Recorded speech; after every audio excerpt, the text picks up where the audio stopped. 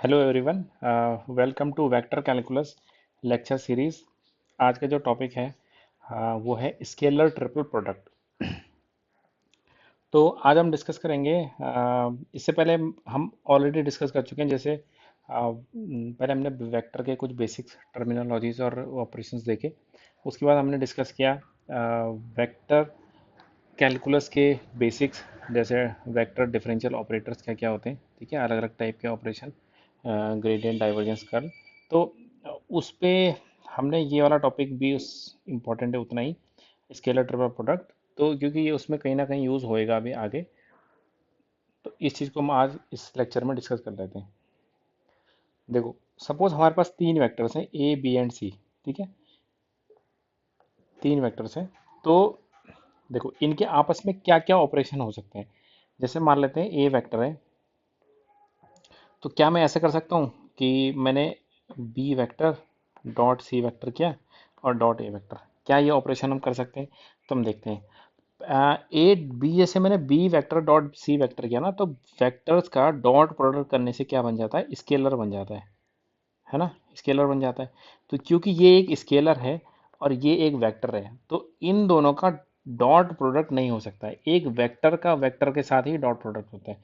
तो इसका मतलब कि ये ऑपरेशन जो है, it this operation is not possible, ठीक है। मतलब ये ऑपरेशन हम नहीं कर सकते कि A dot B dot C, ऐसा नहीं कर सकते हैं, ठीक है। ये ऑपरेशन क्यों पॉसिबल नहीं, उसका रीजन अभी हमने देख लिया, क्योंकि वेक्टर का स्केलर के साथ डॉट प्रोडक्ट नहीं होता। अच्छा, ऐसा हो सकता है क्या कि A vector cross B dot C, क्या ऐसा हो सकता है? तो इसको भी हम देखते हैं।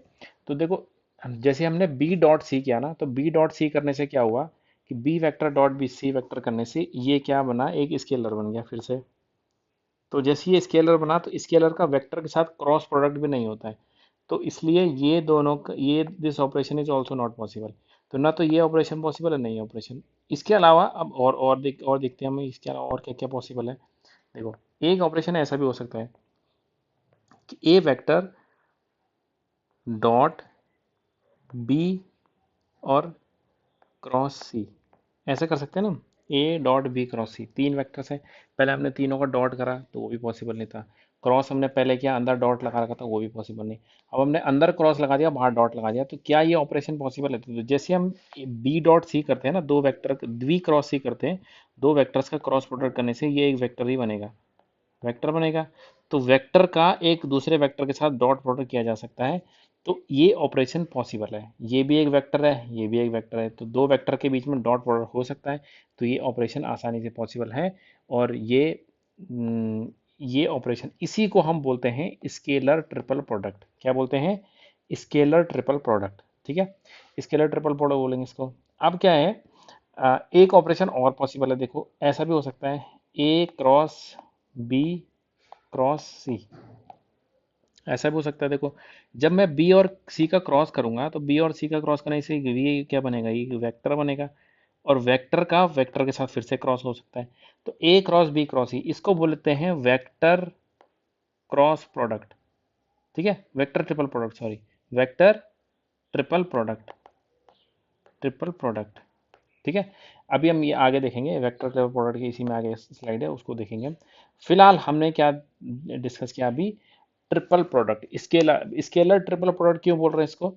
क्योंकि एक तो इसमें तीन वेक्टर आ रहे हैं, ए बी एंड सी, तो इसलिए ट्रिपल बोल दिया। और स्केलर क्यों बोल रहे हैं? क्योंकि इसको सॉल्व करने के बाद क्या मिलता है कि स्केलर मिलेगा, ठीक है। देखो कैसे मिलेगा स्केलर। बी क्रॉस सी किया हमने, तो बी क्रॉस सी करने से क्या मिला? ये मिला एक वेक्टर, वेक्टर मिला। और जब हमने ए का डॉट करेंगे दूसरे वेक्टर के साथ, इसके साथ, तो डॉट प्रोडक्ट करने के बाद अल्टीमेटली एंड ऑपरेशन क्या है हमारे पास? डॉट है ना, तो डॉट करने के बाद अल्टीमेटली इसकी वैल्यू क्या आएगी? एक स्केलर आएगी, ठीक है, स्केलर आएगी। तो इसीलिए इसका नाम रखा गया है स्केलर ट्रिपल प्रोडक्ट। स्केलर आएगा, स्केलर ट्रिपल प्रोडक्ट इसका नाम है। अच्छा, अब एक ऑपरेशन और देखते हैं हम। देखो, फॉर एग्जांपल, देखो, पहले हम इसका एक्सप्रेशन निकालते हैं कि एक्सप्रेशन क्या हो सकता है इसका। तो देखो, सपोज मान लेते हैं ए वेक्टर जो था वो था A one I cap plus A two J cap plus A three K cap.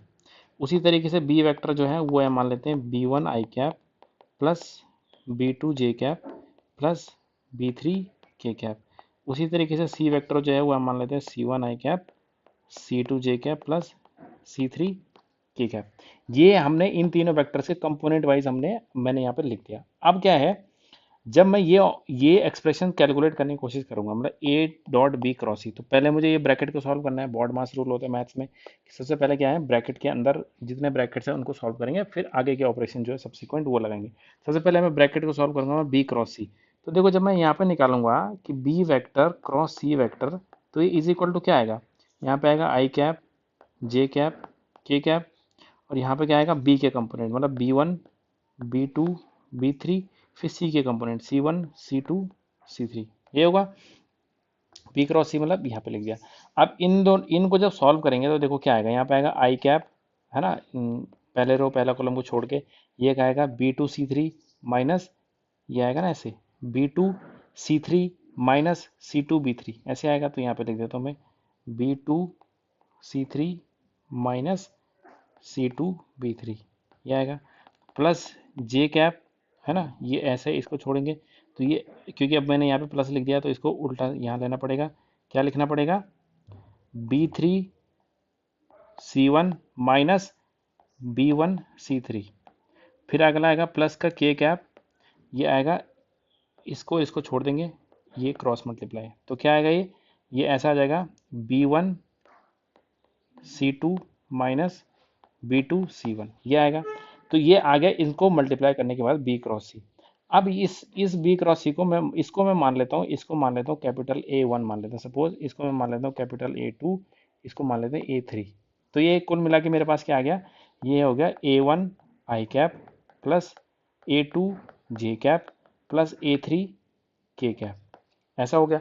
अब क्या करना है कि मुझे इस ए वेक्टर के साथ इसका ये मैंने कैलकुलेट कर लिया, ये आ गया हमारे पास ये, ठीक है। अब मुझे ए वेक्टर के साथ इसका डॉट प्रोडक्ट करना है, तो कैसे करेंगे, देखो वो ऐसे करेंगे, जब हम करेंगे ए vector dot B cross C, जब ये चीज़ कैलकुलेट करेंगे तो ए वेक्टर तो देखो क्या है, ए वेक्टर तो ये है हमारे पास A1 आई कैप प्लस A2 जे कैप प्लस A3 के कैप, ये है। अब इसका डॉट करेंगे किसके साथ, इसके साथ, यही तो निकला है बी क्रॉस सी की वैल्यू, यही तो आई है, देखो ये करा फिर ये करा फिर ये आ गया। तो ये क्या होगा, ये होगा A1 आई कैप प्लस A2 जे कैप प्लस A3 के कैप। उसके बाद तब क्या होगा, अब जब इन दोनों का डॉट प्रोडक्ट होता है तो डॉट प्रोडक्ट होने से आई एंड आई वाले मल्टीप्लाई होते हैं, जे एंड जे वाले, के एंड के वाले, तो क्या हो जाएगा, ये हो जाएगा A1 plus A2 plus A3, ये ऐसा आ जाएगा, ठीक है। तो देखो ये अल्टीमेटली मेरे पास ये एक्सप्रेशन आया, और यहाँ पर A1 A2 A3 की वैल्यू ये यहाँ पर लिखी हुई है तीनों, ठीक है।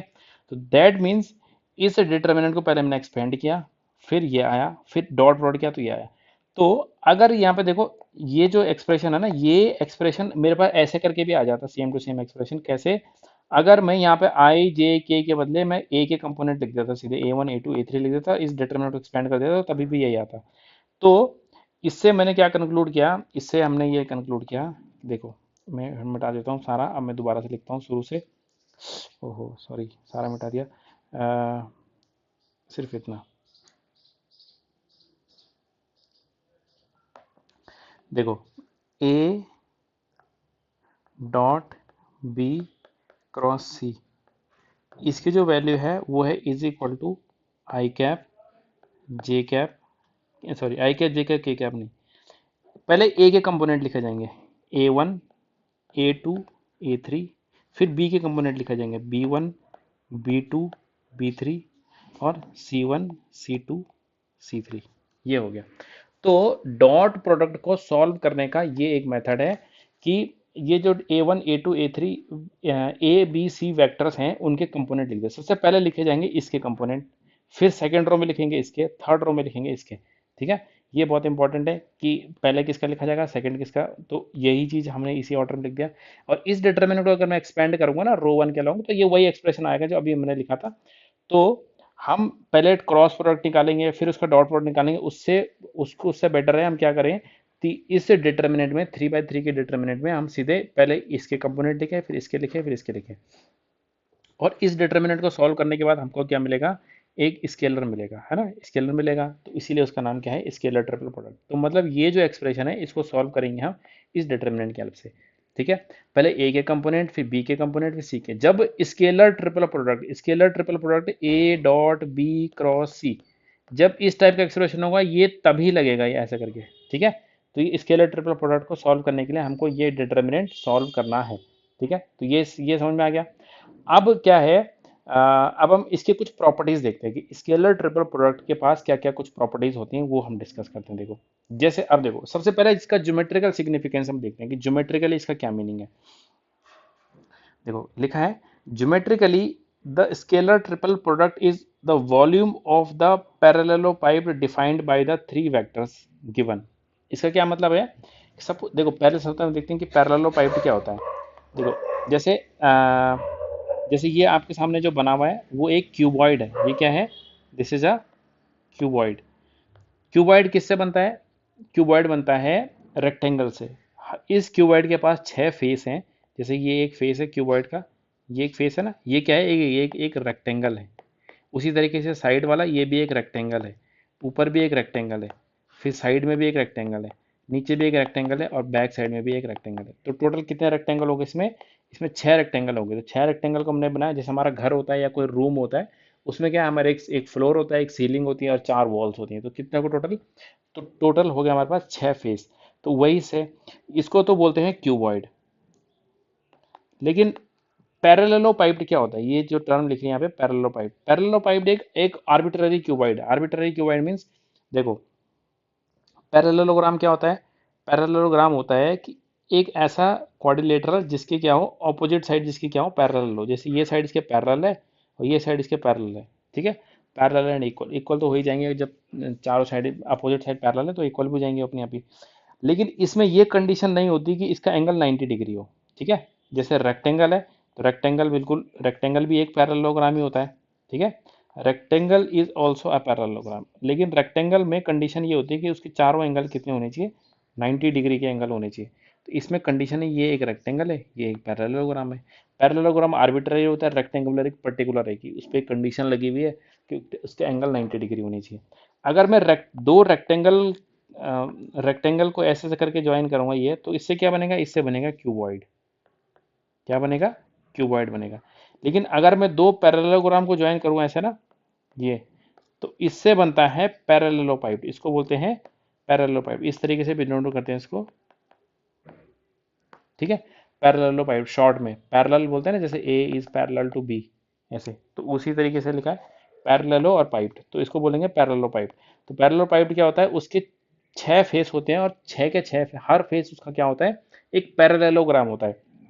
जैसे कि ये भी एक पैरेललोग्राम है, ये भी एक पैरेललोग्राम है, सामने वाला भी, पीछे वाला भी, ये भी, ठीक है। तो क्यूबॉइड जो है एक मतलब एक बहुत ज़्यादा उस पर कंडीशन लगी हुई है कि वो उसके फेस जो है रेक्टेंगल होता है। पैरेललोपाइड एक आर्बिट्ररी फिगर हो गई जस्ट, ठीक है। जैसे सपोज हमारे पास एक बॉक्स है, एक पेटी है या बॉक्स है इस टाइप से, एक क्यूबॉइड की शेप का, उसके ऊपर ऊपर हमने कुछ भारी वजन रख दिया बहुत लंबे समय तक, तो उसके फेस, उसका जो उसका शेप है वो डिफॉर्म हो जाती है थोड़ी सी। वही समझ लो कि वो क्या है, एक पैरेललोपाइड बन गया है, ठीक है। पैरेललोपाइड, ये क्यूबॉइड, एक क्यूबॉइड के फेज होते हैं। तो अच्छा चलो, ये तो ज्योमेट्रिकल वो था। अब अब मैं इस स्टेटमेंट का मीनिंग बताता हूँ कि स्टेटमेंट का मीनिंग क्या है, ठीक है। तो ये बहुत ही इंपॉर्टेंट स्टेटमेंट है। Geometrically, the scalar triple product is the volume of the parallelopipe defined by the three given vectors। इसका मतलब, सपोज हमारे पास ये ये मैंने यहाँ पे क्यूबॉइड बना रखा है, बस इसको आप वो समझ लो कि ये क्या है, दिस इज अ पैरेललोपाइप। क्यूबॉइड का शेप वो मैं ड्रॉ कर रहा था जब ये पीपीटी बना रहा था, तो ड्रॉ करते टाइम वो बन नहीं पा रहा था अच्छे से, तो मैंने उसको यही बना दिया, क्यूबॉइड ही बना दिया, ठीक है। तो सपोज हमारे पास इस क्यूबॉइड की जो 3 एजेस हैं, ये वाले एज है जो है, इसका मैंने इसको नाम लिख दिया मैंने, ये सपोज ये ए वेक्टर है। फिर ये वाली जो एज है, इसका मैंने नाम लिख दिया सपोज ये बी वेक्टर है। और ये वाले जो एज है, ये, इसका मैंने नाम लिख दिया सपोज ये क्या है, दिस इज सी वेक्टर। तो ये तीन तीन क्या है, ये तीन एजेस हैं किसी पैरेललोपाइड के, ठीक है। पैरेललोपाइड की तीन एजेस हैं। तो ये ए, बी और सी, दीज आर एजेस ऑफ पैरेललोपाइड। समझ गया ना, ये अभी यहाँ पे क्यूबॉइड जैसा दिख रहा है, पर हम आर्बिट्ररी मान सकते हैं कि ए बी सी क्या है, पैरेललोपाइड की तीन एजेस है जो एक ही पॉइंट से, मतलब एक कॉर्नर से जो तीन एज निकल रहे हैं, वो तीन एज रिप्रेजेंट कर रही है ए बी और सी। तो जो ये एक्सप्रेशन है A dot B cross C scalar triple product, it is volume of this parallelepiped, volume of this parallelepiped, पैरे अरे यार पैरेललोपाइड, ठीक है। इस पैरेललोपाइड का वॉल्यूम आ जाएगा इससे, ठीक है। वॉल्यूम किस पैरेललोपाइड में कितना वॉल्यूम होता है, जैसे तो वो कैसे निकलेगा, अगर हम उसको तीन हमें एजेस पता है, तो अगर कभी क्वेश्चन आता है कि these are three edges of a parallelepiped, या फिर क्यूबॉइड भी बोल सकता है, डिटरमाइन द वॉल्यूम, तो वॉल्यूम कैसे निकलेगा, A dot B cross C. और A dot B cross C कैसे निकलता है, वो ऐसे डिटर्मिनेंट बनाना है, A one A two A three, B one B two B three, C one C two C three, तो इससे क्या निकल जाता है, पैरेललोपाइड का वॉल्यूम निकल जाता है, ठीक है। तो जैसे ये एक एज है, ये एक एज है, ये एक एज है, तो तीनों एजेस हैं, ये पहली एज है, दूसरी एज होगी, तीसरी एज होगी, तो इससे क्या निकल जाता है, पैरेललोपाइड का वॉल्यूम निकलेगा, ठीक है। ठीक है, वॉल्यूम ऑफ पैरेललोपाइड। अब देखो, एक टर्म होती है कोप्लेनर। कोप्लेनर, कोप्लेनर का मतलब क्या हो गया, ऐसी चीज जो एक ही प्लेन में लाई करती है उसको कोप्लेनर बोलते हैं, ठीक है। जैसे देखो यहाँ पे ये प्लेन दिख रहा है, नीचे जो सरफेस, नीचे वाला जो जो ये वाला सरफेस है, इसमें क्या है, इसमें क्या है, इस वाले उसमें इस वाले प्लेन में, इस वाले प्लेन में ये सी वाली एज और बी वाली एज, ये एज है, ये दोनों के दोनों कोप्लेनर है। लेकिन ये जो ए वाला है ये ऊपर की तरफ को चला गया, तो ये क्या है, ये तीन तो कोप्लेनर नहीं है, लेकिन बी और सी कोप्लेनर है। उसी तरीके से इस वाले फेस को अगर मैं देखूं, तो इस वाले फेस में ए और सी कोप्लेनर है, मतलब उसी प्लेन में लाई कर रहे हैं, है ना। और फ्रंट वाला फेस अगर हम देखें, तो उसमें ए और बी क्या है, वो कोप्लेनर है, सी वाला उससे अलग निकल गया, ठीक है। तो कोप्लेनर का मीनिंग क्या होता है कि अगर देखो, जैसे सपोज मान लेते हैं एक एज ये है किसी एक वेक्टर ये है ए वेक्टर, दूसरा वेक्टर ये है मान लेते हैं बी वेक्टर, और तीसरा ऊपर चला गया, अलग अलग प्लेन में निकल गया, ठीक है। ये दोनों तो एक ही प्लेन है, तो ए और बी क्या यहाँ पे कोप्लेनर है, लेकिन सी क्या है, सी इज डिफरेंट। अगर ये तीनों के तीनों एक ही प्लेन में लाई कर जाए, तो तीनों वेक्टर्स को बोलेंगे कि ए बी सी तीनों क्या है, कोप्लेनर। जैसे सपोज ये है, तीसरा इधर की तरफ है, लेकिन वो क्या है, एक ही सेम ही प्लेन में है, मतलब ये सेम प्लेन में है ए बी सी, तो इनको बोलते हैं कि ये क्या है, कोप्लेनर वेक्टर्स हैं, ठीक है। कोप्लेनर, अगर तीन वेक्टर कोप्लेनर हो जाएं, ये सी वाला, ये जो ए वाला वेक्टर है ना, ये भी इसी प्लेन में लाई करे, सपोज ये जो नीचे है यहीं पर लाई कर रहा है, ए वेक्टर यहीं पर लाई कर रहा है, तो उससे क्या होगा, उससे क्या पता चला हमें, उससे क्या होगा कि ये जो पैरेललोपाइड है उसकी हाइट जीरो हो जाएगी। हाइट कहाँ है, उसमें है ही नहीं हाइट, ये जो ऊपर की तरफ को एज जा रही थी, ये ऊपर को कहाँ गई, ये तो यहाँ से सीधे नीचे आ गई, यहीं आ गई, मतलब ये वाली एज ना। तो हाइट उस टाइम पे पैरेललोपाइड की हाइट फ्लैट हो जाएगा पूरा पैरेललोपाइड, और वॉल्यूम क्या हो जाएगा इसका, वॉल्यूम उसका जीरो हो जाएगा।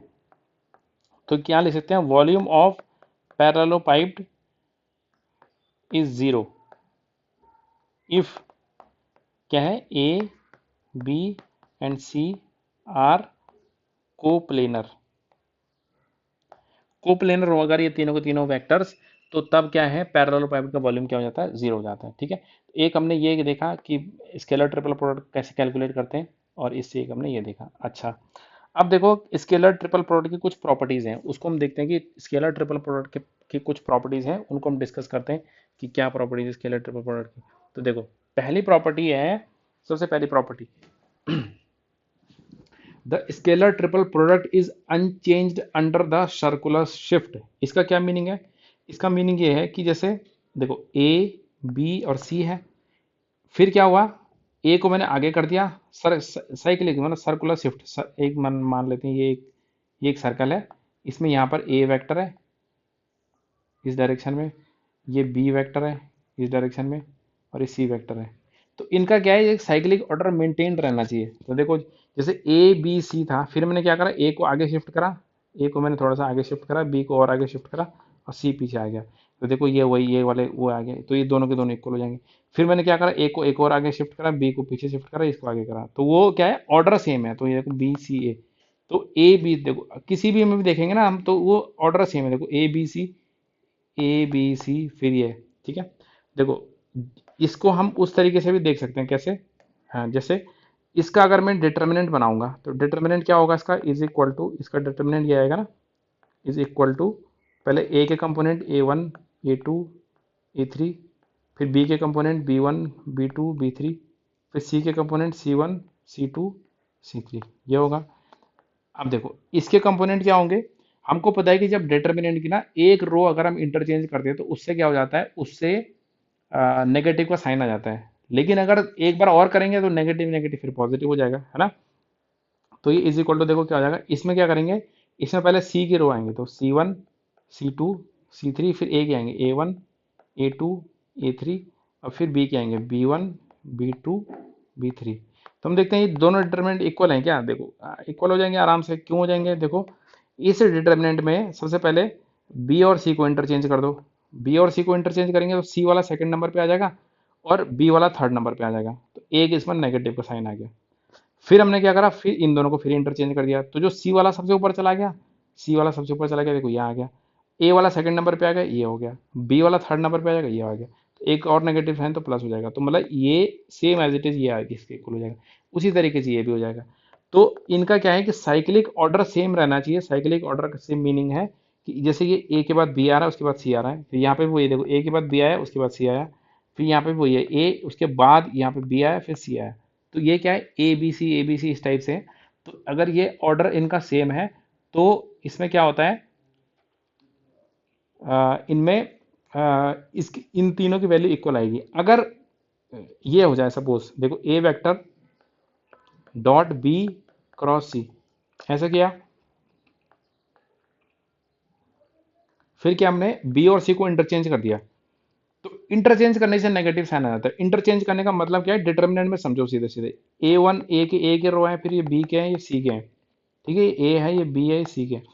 इंटरचेंज करने का मीनिंग है बी और सी को हमने एक रो इंटरचेंज कर दी। और डिटर्मिनेंट में क्या होता है, डिटर्मिनेंट में ऐसा होता है कि एक रो को जब इंटरचेंज करते हैं तो डिटर्मिनेंट में नेगेटिव का साइन आ जाता है, ठीक है। तो ये क्या हो जाएगा, ये माइनस टाइम्स हो जाएगा, minus times A dot B cross C के, ऐसा हो जाएगा, ठीक है। तो ये कंडीशन आ गई हमारे पास, ठीक है। तो ये इंपॉर्टेंट प्रॉपर्टी है कि साइक्लिक ऑर्डर सेम हो तो कोई चेंज नहीं होता, मतलब A B C order maintain रहना चाहिए, बाकी कोई फर्क नहीं पड़ेगा। अब हम चलते हैं अगली स्लाइड पे, देखते हैं। देखो अगली स्लाइड है scalar triple product property, swapping any two of the three operand negate the sign. इसका वही जो मैं बता रहा था अभी, कि अगर हम जैसे बी और सी को स्वैप कर दिया, यहाँ पे देखो बी और सी स्वैप हो गए, यहाँ पे सी के ऊपर वेक्टर बी और सी स्वैप हो गए, तो उसकी वजह से क्या हुआ, उसकी वजह से यहाँ पे नेगेटिव का साइन आ गया। स्वैप करने का सीधे सीधे अगर इसको डिटर्मिनेंट से लिंक करें हम, तो डिटर्मिनेंट में एक रो स्वैप करने से, इंटरचेंज करने से नेगेटिव का साइन आ जाता है। तो जैसे ये है, इसमें जैसे ही हमने बी और सी को इंटरचेंज किया तो उसमें नेगेटिव का साइन आ गया, तो इस वजह से यहाँ पे नेगेटिव का साइन आ गया, बस, ठीक है। तो ये इंपॉर्टेंट प्रॉपर्टी है वाली भी। स्केलर ट्रिपल प्रोडक्ट, देखो यहाँ लिखा है, if any two vectors in a scalar triple product are equal then its value is zero. इसका मतलब है जैसे यहाँ पे देखो ए था, फिर ए आ गया, फिर बी है, तो अगर ये आ गया तो इसकी वैल्यू सीधी जीरो हो गई। मतलब A dot A cross C, A dot A cross C, ये कैसे पता चला हमें, अगर मैं इसका डिटर्मिनेंट बनाऊंगा तो डिटर्मिनेंट बनाने से क्या होगा, ए का मतलब है कि ए का मतलब है A1 A2 A3, फिर इस यहाँ पे फिर से ए आ गया तो A1 A2 A3, फिर बी है तो यहाँ पे B1 B2 B3। अब देखो डिटर्मिनेंट में जब दो रो सेम, ये दोनों आइडेंटिकल रो हो गए, तो आइडेंटिकल प्रॉपर्टी होने की, आइडेंटिकल रो होने से, ये वाली प्रॉपर्टी लगने से ये डिटर्मिनेंट की वैल्यू कितनी हो जाएगी, सीधे जीरो हो जाएगी।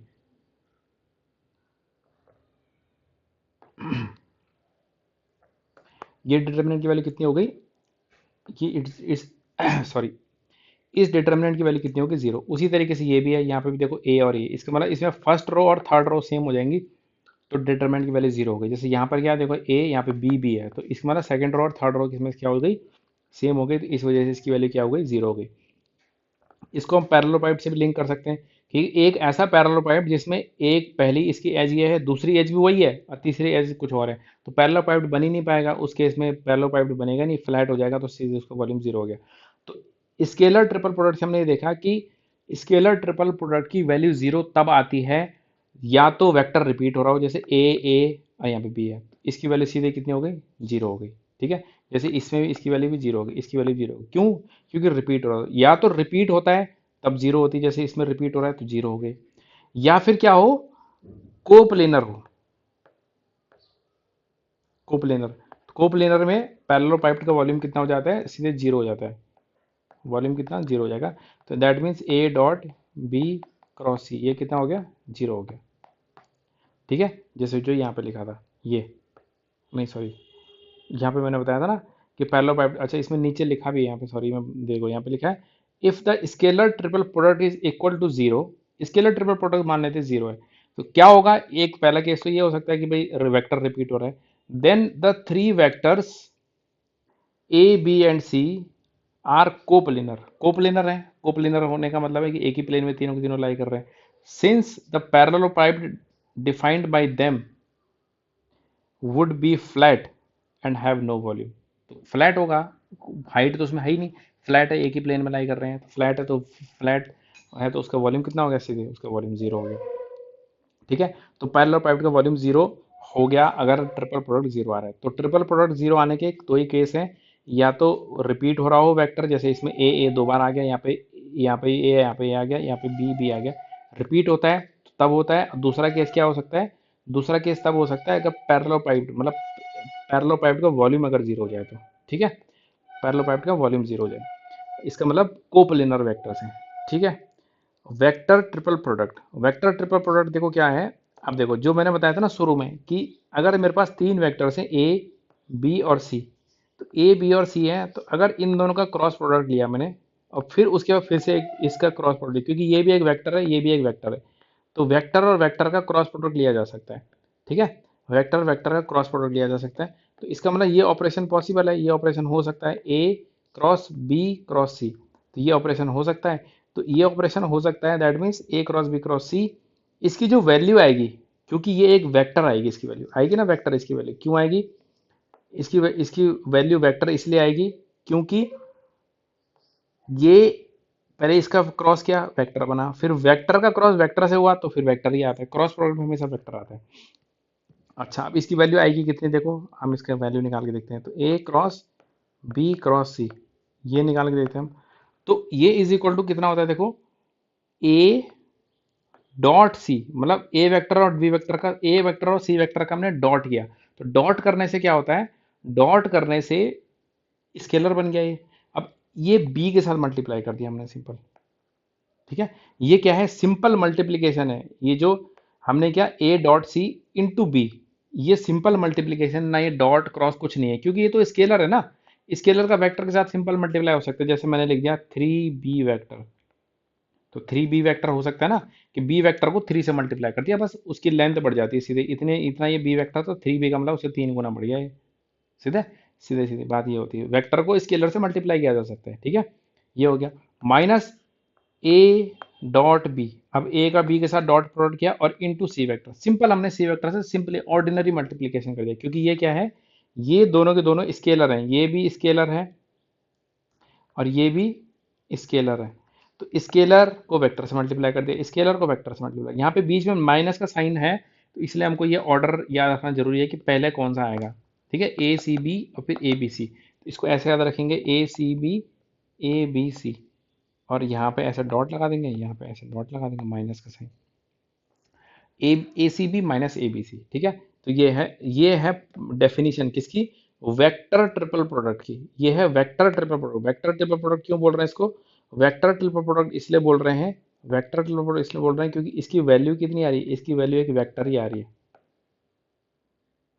वेक्टर है and at the end, triple इसलिए क्योंकि तीन वेक्टर इन्वॉल्व है इसमें, तो ये है वेक्टर ट्रिपल प्रोडक्ट। तो अभी तक हमने ये जो देखा ना, ये सब चीज़ यूज होंगे अभी, जैसे मैंने पिछली क्लास में एक बार बताया भी था, सपोज देखो मेरे पास ऐसा आया कि ये निकालो, कि देखो अभी अभी हमने यहाँ पीछे क्या देखा कि जब वेक्टर रिपीट करते हैं किसी में भी, वेक्टर रिपीट करते हैं किसमें, स्केलर ट्रिपल प्रोडक्ट में वेक्टर रिपीट करते हैं तो उसमें इसकी वैल्यू क्या होती है, मतलब अगर मैं ऐसा करता हूँ ए डॉट ए क्रॉस सी, ये कितना होगा, इसकी वैल्यू आएगी जीरो। क्यों, क्योंकि ये ए और ये यहाँ पर रिपीट हो गए। ठीक है, ये अभी हमने देखा ना कि स्केलर ट्रिपल प्रोडक्ट में क्यों, क्योंकि इसका डिटर्मिनेंट बनाएंगे, डिटर्मिनेंट की दो रो आइडेंटिकल हो जाएंगी और उसकी वजह से वो जीरो हो जाएगा। अगर मेरे को ये बोला जाए ये कि ये निकालो जरा divergence of curl of F vector, ठीक है, एफ वेक्टर है कोई भी एक vector, divergence of curl of F vector. तो अब देखो एक तो ये तरीका ये है कि एफ वेक्टर, अब मेरे को क्या पता एफ वेक्टर गिवन होगा अगर, तो हम उसकी वैल्यू निकालेंगे, पहले उसका कर्ल निकालेंगे, फिर कर्ल निकालने के बाद फिर उसका डाइवर्जेंस निकलेगा। एक तरीका ये है कि देखो डाइवर्जेंस क्या होता है, डाइवर्जेंस होता है डेल डॉट कर्ल क्या होता है, डेल क्रॉस और एफ वेक्टर, ये होता है ना। ये अभी हमने पिछली क्लास में डिस्कस किया था, कर्ल क्या होता है, कर्ल मतलब होता है डेल क्रॉस एफ, ठीक है, डेल क्रॉस एफ, और डाइवर्जेंस क्या होता है, डेल डॉट एफ। अब देखो अगर मैं इसको इससे कंपेयर करूं तो ये देखो ये स्केलर ट्रिपल प्रोडक्ट ही तो है, ये स्केलर ट्रिपल प्रोडक्ट है, और स्केलर ट्रिपल प्रोडक्ट की में जब देखो ये और ये सेम हो गए, सेम सेम हो गए, देखो ये भी क्योंकि एक वेक्टर होता है ना, ये डेल भी एक वेक्टर होता है, वेक्टर होते हैं, तो ये एक वेक्टर है, ये भी एक वेक्टर है, ये भी एक वेक्टर है। तो देखो स्केलर ट्रिपल प्रोडक्ट दो वेक्टर ये रिपीट हो गए तो इसकी वैल्यू क्या हो गई, सीधे सीधे इसकी वैल्यू जीरो हो गई। क्यों, क्योंकि इस वाली प्रॉपर्टी से हमको पता है कि A dot A cross C इसकी वैल्यू क्या होती है, जीरो होती है, तो इसकी वैल्यू सीधे सीधे क्या आ गई, जीरो आ गई इसकी वैल्यू बस। तो हमको निकालने की जरूरत ही नहीं है, एफ वेक्टर कुछ भी हो, एफ एक आर्बिटरी वेक्टर है तो divergence of curl of F हमेशा क्या आएगा, जीरो आएगा। ठीक है, तो ये निकालना है, ये निकालने का तरीका है बस, बहुत आसान है। उसी तरीके से इस टाइप की ये एक आइडेंटिटी है, एक वन ऑफ द आइडेंटिटी, इस टाइप की बहुत सारी आइडेंटिटी आती हैं इस उसमें हम ये अगले लेक्चर में डिस्कस करेंगे। क्या होता है कि जैसे ये है divergence of curl of F, अब मैंने लिख दिया suppose divergence of gradient phi, ये तो हो सकता है ना, फाई स्केलर फंक्शन है, ग्रेडियंट लेने के बाद वो वेक्टर बन जाएगा, फिर वेक्टर डाइवर्जेंस का मतलब होता है ये ग्रेड फाई, तो ये फाई तो स्केलर फंक्शन था, डाइव ये ग्रेडियंट लिया हमने इसका, तो ग्रेडियंट लेने से वेक्टर बन गया, अब फिर वेक्टर का इसके साथ हमने डॉट प्रोडक्ट कर दिया, तो ऐसा हो सकता है। तो हम इसका देखेंगे इसकी वैल्यू क्या आती है। ठीक है, तो ये सारी चीज़ें हम अगली क्लास में डिस्कस करेंगे। अभी के लिए आज के लिए इतना है कि ये जो है स्केलर ट्रिपल प्रोडक्ट, इसकी कुछ प्रॉपर्टीज हमको याद रखनी है। इसको सॉल्व कैसे करते हैं, सॉल्व करने के लिए ये डिटर्मिनेंट होता है। दूसरा, ये जीरो कब कब आता है, जीरो आता है या तो वेक्टर्स कोप्लिनर हो और क्या हो कि रिपीट हो रहे हो, जैसे यहाँ पे रिपीट हो रहे हैं। तीसरा क्या है कि इनका ऑर्डर हम इंटरचेंज कर सकते हैं, ए डॉट बी क्रॉस सी को हम साइक्लिक ऑर्डर सेम होना चाहिए, कहीं पे भी लिख दो किसी को भी कोई फर्क नहीं पड़ता है। ठीक है, तो इससे इसका ऑर्डर मेंटेन होना चाहिए, तभी भी सॉल्व हो सकता है। ठीक है, और एक स्केलर वेक्टर ट्रिपल प्रोडक्ट, इसकी डेफिनेशन क्या है ये भी हमको याद रखनी है। ठीक है, इसकी डेफिनेशन, इसकी ये डेफिनेशन कि पहले ए डॉट सी आएगा फिर ए डॉट बी आएगा, यहाँ पे बी वेक्टर ये सी वेक्टर। ठीक है, ये एट द एंड क्या निकलेगा, ये वेक्टर निकलेगा। तो ये हमने आज की क्लास में डिस्कस किया, नेक्स्ट क्लास में हम डिस्कस करेंगे लेक्चर 4 में इसी के कुछ प्रॉपर्टीज वेक्टर कैलकुलस की। Thank you.